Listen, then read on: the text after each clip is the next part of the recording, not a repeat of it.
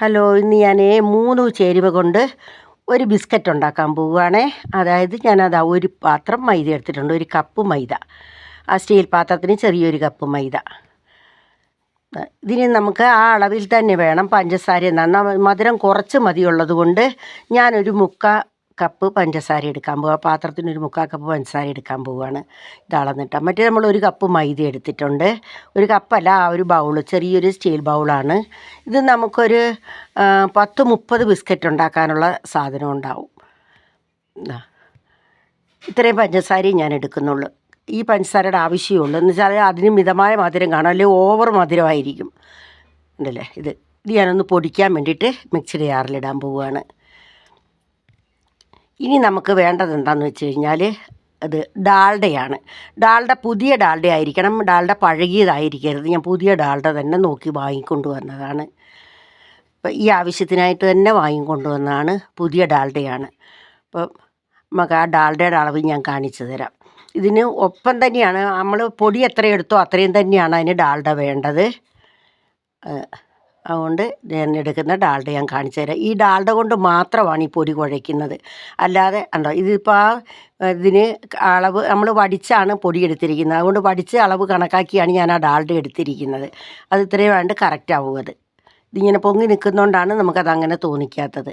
ഇത് കറക്റ്റായി വരും, അത് നിരന്ന് വരുമ്പോൾ കറക്റ്റായി വരും. അത് മുകളോട്ട് പൊങ്ങി നിൽപ്പുണ്ട്.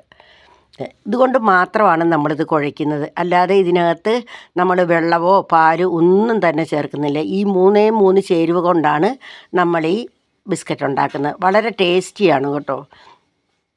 ഈ 3 സാധനം ഉള്ളെന്നോർത്ത് ഇതിന് ടേസ്റ്റ് കുറവൊന്നുമില്ല, നല്ല ടേസ്റ്റുമാണ്, കാണാൻ നല്ല ഭംഗിയാണ് കേട്ടോ.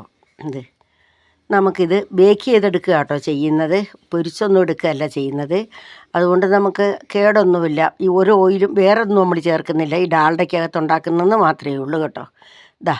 ഇത് ഡാൽഡയ്ക്കകത്തിട്ടു. ഇനി നമുക്കൊരു കാര്യം ചെയ്യണം. ഈ പൊടിച്ച പഞ്ചസാര ഞാൻ പൊടിച്ചെടുത്തിട്ടുണ്ട്. ഈ പഞ്ചസാരയും കൂടെ ഇതിനകത്ത് ചേർക്കുകയാണ്. ഈ 3 ചേരുവ മാത്രമേ നമ്മളിതിന് ഉപയോഗിക്കുന്നുള്ളൂ. പിന്നെ ഒരു ഡെക്കറേഷൻ പോലെ നമ്മൾ ഇതിൻ്റെ മുകളിലൊരു പൂ പോലെ തോന്നിക്കാൻ വേണ്ടി നമ്മളതിലൊന്ന് വെക്കുന്നതെന്ന് മാത്രം. അതിൻ്റെ സെൻറ്ററിൽ ഒരു ഭംഗിക്ക് വെക്കുന്നത് മാത്രമേ ഉള്ളൂ. അപ്പം നമ്മൾ ഈ ഡാൽഡയ്ക്കകത്ത് തന്നെ ഈ പൊടി കുഴച്ചെടുക്കണം. വെള്ളമൊന്നും കൂട്ടരുത്. അത് തന്നെ കുഴഞ്ഞ് വരും, നന്നായി കുഴഞ്ഞ് വരും. നമുക്ക് നല്ല പാകത്തിന് കുഴഞ്ഞ് കിട്ടും. നമുക്ക് ഡാൽഡ എടുക്കുമ്പോൾ പുതിയ ഡാൽഡ മാത്രമേ എടുക്കാവുള്ളൂ. പഴകിയ ഡാൽഡ എടുത്താൽ ഒരു അഴുക്ക് സ്മെല്ല് വരും. അതുകൊണ്ടാണ് പുതിയ ഡാൽഡ എടുക്കണമെന്ന് പറയുന്നതിൻ്റെ കാരണം. ഇത് നമുക്ക് നന്നായി കുഴച്ചെടുക്കാം. ഇനി നമ്മൾ ചേരുവകളൊന്നും തന്നെ ചേർക്കുന്നില്ല. എന്നിട്ട് നമ്മളിത് ഒരു ബട്ടർ പേപ്പർ പാത്രത്തിൽ വെച്ചതിന് ശേഷം അതിൻ്റെ മുകളിൽ വെച്ചിട്ട് നമ്മളിത് ബേക്ക് ചെയ്തെടുക്കുക ചെയ്യുന്നത്. കാണിച്ചു തരാം. ഇതിങ്ങനെ കുഴച്ച് നമുക്ക് നല്ലപോലെ ഇത് ഫുള്ളും കുഴച്ച് ഉരുട്ടിയെടുക്കണം. പാത്രം എടുത്ത് ഞാൻ വെച്ചിട്ടുണ്ട്. ഇനി നമുക്ക് കുഴച്ച പൊടി എടുത്ത് മാവ് നമ്മളെങ്ങനെയാണ് വെക്കുന്നതെന്ന് ഞാൻ കാണിച്ചു തരാം. അതുണ്ടോ, ചെറുതായിട്ട് ഉരുട്ട് കണ്ടോ, ചെറിയതായിട്ട് ഉരുട്ടിയതിന് ശേഷം ആ സെൻറ്ററിലൊരു കുഴി കൊടുത്തുകൊണ്ട് ഇതിൽ നമുക്കൊരു ചെറിയുടെ ഒരു പീസ് വയ്ക്കാം. ഒരു ചെറിയ 2ആയിട്ട് മുറിച്ച് വെച്ചിട്ടുണ്ട് ഞാൻ. കണ്ടില്ലേ, ഇങ്ങനെ അങ്ങ് വെച്ചാൽ മതി. ഈ പാത്രത്തിലേക്ക് വെക്കുകയാണ്. കണ്ടോ, ആ പാത്രത്തിൽ ഇത് ഫുള്ളും നമുക്കതുപോലെ തന്നെ ഇങ്ങനെ ആക്കി വയ്ക്കാം. വെച്ചതിന് ശേഷം നമുക്ക് ഇത് ബേക്ക് ചെയ്തെടുക്കാം. ഇതൊക്കെ നമുക്ക് ഈസി ആയിട്ട് ചെയ്യാവുന്ന, നമുക്ക് വീട്ടിൽ തന്നെ ചെയ്യാവുന്നേ ഉള്ളൂ. ഒരു ഗസ്റ്റൊക്കെ വന്നിരിക്കുമ്പോൾ തന്നെ അവരോട് സംസാരിച്ചുകൊണ്ട് തന്നെ നമുക്കിത് ഉണ്ടാക്കിയെടുക്കാൻ പറ്റും. കുഞ്ഞുങ്ങൾക്കൊക്കെ കഴിക്കാൻ വളരെ ഇഷ്ടമായിരിക്കും. ഈ ഡാൽഡ കൂടുതൽ ചേർത്ത് കഴിഞ്ഞാൽ ഡാൽഡയുടേതായ ആ ഒരു കുത്തലും അങ്ങനെയൊന്നും ഉണ്ടാവത്തില്ല ഇതിന്. ഇതിനകത്ത് നമ്മൾ ഒരു ഇതും ചേർക്കരുത്, സ്മെല്ലിന് പോലും ഒന്നും ചേർക്കുന്നില്ല. വാനില എസൻസോ ഒന്നും തന്നെ ചേർക്കുന്നില്ല. ഇത് നമുക്ക് വീട്ടിൽ തന്നെ ചെയ്യാൻ കഴിയുന്ന ഒരു പലഹാരമാണ്.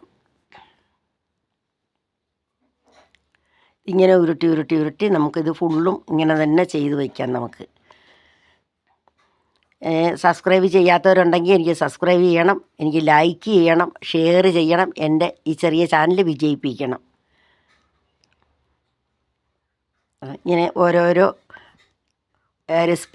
റെസിപ്പിയായിട്ട് ഞാൻ ഇനിയും വരും. അപ്പം ഞാനിത് ഫുള്ളും കാണിച്ചു തരാം. ഇതെല്ലാം ഞാനിങ്ങനെ വെക്കുകയാണ് ഇതിനകത്തേക്ക്. ഇത് ഫുള്ളും ഇങ്ങനെ വയ്ക്കണം. ഫുള്ളും നമ്മളിങ്ങനെ ആക്കി അങ്ങ് വയ്ക്കാം. ചെറിയ ചെറിയ ഇതായിട്ട് വെച്ചാൽ മതി നമുക്ക്.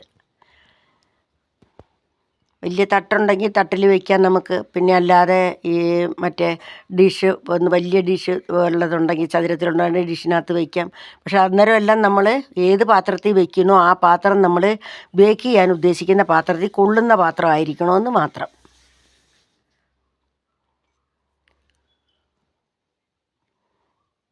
ഇതെല്ലാം തന്നെ നമുക്ക് ഇങ്ങനെ തന്നെ അങ്ങോട്ട് വെക്കാം.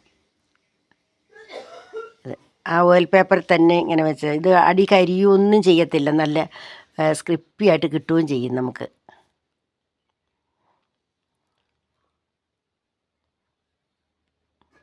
ഇത് 2-3 ദിവസമായിട്ട് ഞാൻ റെസിപ്പീസൊന്നും ഇടുന്നില്ലായിരുന്നു. എനിക്ക് കഫക്കെട്ടൊക്കെ ആയതുകൊണ്ട് ഞാൻ ഭയങ്കര ചൂടാണെങ്കിലോ ഭയങ്കര ചൂടുമാണ് ഇവിടെ. വയനാടാന്ന് പറഞ്ഞിട്ട് കാര്യമില്ല. വയനാട്ടിൽ നല്ല ചൂടായിരുന്നു. ഇന്നലെ നല്ലൊരു മഴ പെയ്ത് ഇന്ന് കുറച്ച് തണുപ്പൊക്കെ ഉണ്ട്.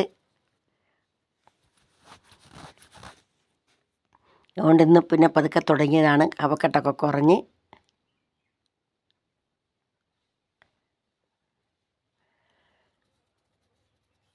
മുഴുവനും നമുക്കിതുപോലെ ഇങ്ങനെ ചെയ്ത് വയ്ക്കാം. ഇതാ നോക്കിക്കോ, ഫുള്ളും ഞാനിങ്ങനെ ആക്കി വെച്ച് കാണാൻ നല്ലൊരു ഭംഗിയില്ലേ. ഇതാ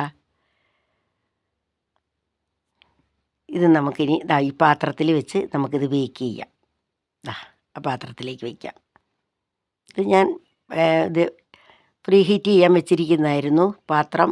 അത് ചൂടായതിന് ശേഷമാണ് ഇത് വയ്ക്കുന്നത്. അല്ല, ഇത് കൂടുതൽ നേരമൊന്നും വേണ്ട, 15 മിനിറ്റ് മതി. കണ്ടോ, അത് പൊന്താൻ തുടങ്ങി. നമ്മളങ്ങോട്ട് വെച്ചിട്ടേ ഉള്ളൂ, അത് പൊന്തി വരാൻ തുടങ്ങി. അതിങ്ങനെ സൈഡിൽ നിന്ന് ഇങ്ങനെ പൊങ്ങി വരും. ഇത് ഇതാ ഞാൻ റെഡിയാക്കി എടുത്ത് വെച്ചിരിക്കുന്നത് കണ്ടോ. ഇതെല്ലാം പാത്രത്തിലാക്കി എടുത്ത് വെച്ചിട്ടുണ്ട്. വളരെ ടേസ്റ്റിയാണ്. ഞാൻ ഇത് ഒടിച്ച് കാണിച്ചു തരാം നിങ്ങൾക്ക്. വളരെ ടേസ്റ്റിയായൊരു ഫുഡാണ്.